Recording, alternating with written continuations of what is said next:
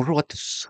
La version 3.7 continue de se préparer. J'ai déjà montré qu'il y avait une évolution qui va arriver dans mise en page. Ici, j'ai un groupe. Je vais pouvoir mettre en page tout un groupe. Voici mon groupe qui apparaît. Si j'ai pas besoin d'enlever cette vue-là, je peux l'enlever et je peux faire tourner mon groupe de manière à ce qu'il apparaisse correctement. Je retourne dans ma vue initiale. Ici, donc, j'ai un groupe et j'ai cette nouvelle fonction qui a été demandée par beaucoup d'entre vous depuis longtemps et il fallait un petit peu de patience. Elle arrive, qui va me permettre donc d'éclater un modèle. Ce modèle va apparaître dans une scène ou une page spécifique que je vais appeler éclate ici. Suivant l'axe rouge, l'axe vert et l'axe bleu, chaque pièce va bouger de 30 mm. J'ai la possibilité ou non d'éclater les groupes. Ici, on va les éclater. Je peux ou non garder les matériaux. Je vais les garder, je valide et j'obtiens donc, en fermant ici la mise en page, j'obtiens donc l'éclaté de ma table de défonceuse suivant les valeurs d'éclatement que je lui ai demandées. Il reste encore un certain nombre de choses à mettre au point, mais on est dans la bonne direction et donc ça devrait apparaître avec la version 3.7 au début du printemps.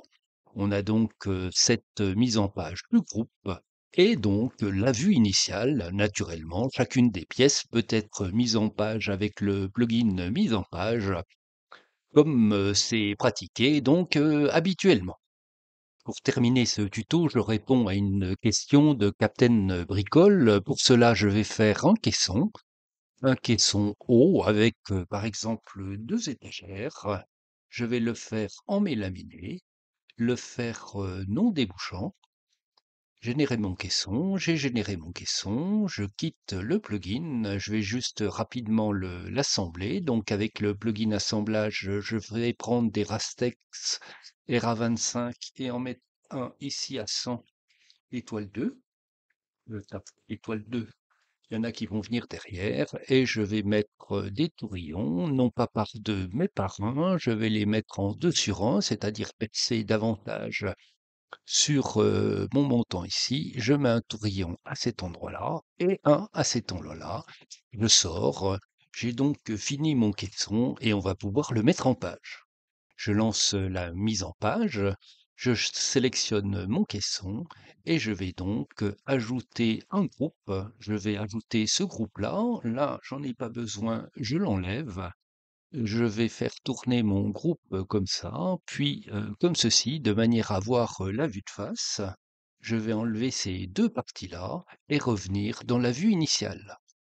Je vais à présent mettre en page un côté, je vais sélectionner ce côté, faire la mise en page. Ma mise en page est faite, ce n'est pas bien orienté, je le mets dans ce sens-là, et je vais le tourner par rapport à l'axe bleu de manière à le mettre vertical, et je vais enlever cette partie-ci. Je vais aller à présent dans ma scène caisson haut. Je vais copier, CTRL-C pour copier cette vue-là, aller dans ma vue côté ici, et faire un CTRL-V pour mettre en place cette partie-là. Je vais légèrement bouger, double-clic pour faire tourner mon composant.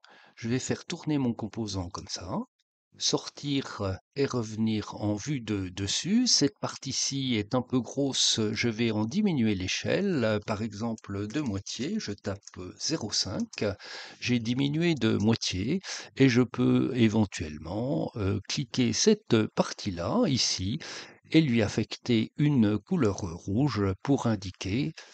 Je sélectionne la couleur rouge, pardon, je clique cette partie-là, je fais un zoom étendu, je sors de mon mode édition et en enlevant ce menu, on s'aperçoit que j'ai fait à la fois la représentation globale de mon caisson et la pièce qui est ici. Ça demande un petit peu de pratique, c'est pas immédiat. Si vous pensez que c'est quelque chose qui est intéressant, je pourrais essayer de l'automatiser. Voilà donc pour les évolutions des extensions VMS Up à venir, je pense, au printemps prochain. D'ici là, bonne utilisation de ces extensions et à très bientôt.